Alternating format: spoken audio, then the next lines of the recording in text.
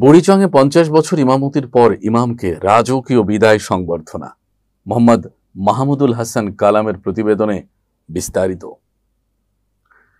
কুমিল্লার বুড়িচং উপজেলার 2 নং বাকশিমুল ইউনিয়নের কালিকাপুর বাজার জামে মসজিদের দীর্ঘদিনের ইমাম ও খতিব মাওলানা কাজী মোহাম্মদ নজরুল ইসলামকে 50 বছরের ইমামতি শেষে রাজকীয় বিদায় সংবর্ধনা প্রদান করা হয়েছে।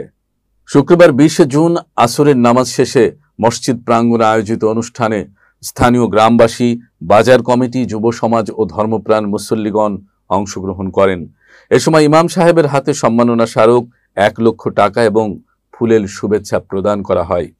একই সময়ে নতুন খতিব মুফতি মাওলানা আবু নোমান ইকরামুল হককে ফুলের মালা দিয়ে বরণ করে নেওয়া হয়।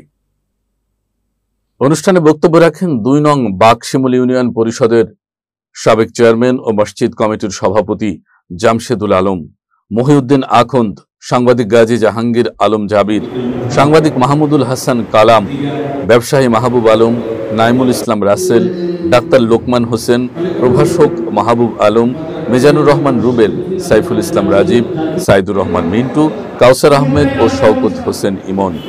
উল্লেখ্য, ইমাম মাওলানা কাজী মোহাম্মদ নজরুল ইসলাম শারীরিক অসুস্থতার কারণে অবসর নিয়েছেন। এ সময় উপস্থিত ছিলেন তোফাজ্জল হোসেন রুবেল, মোহাম্মদ ইকরাম, শিমুল, রব্বানী সহ কালিকাপুর গ্রাম সহ বিভিন্ন গ্রামের অসংখ্য মুসল্লিগণ। সংবর্ধনা শেষে লাল গালিচা ও সুসজ্জিত মোটরসাইকেল শোভাযাত্রার মাধ্যমে ইমাম সাহেবকে তার নিজ বাড়ি কালিকাপুর দক্ষিণ পাড়ায় পৌঁছে দেওয়া হয়। বিদায়ী এ আয়োজনটি ছিল এলাকাবাসীর গভীর ভালোবাসা ও শ্রদ্ধার প্রতিফলন।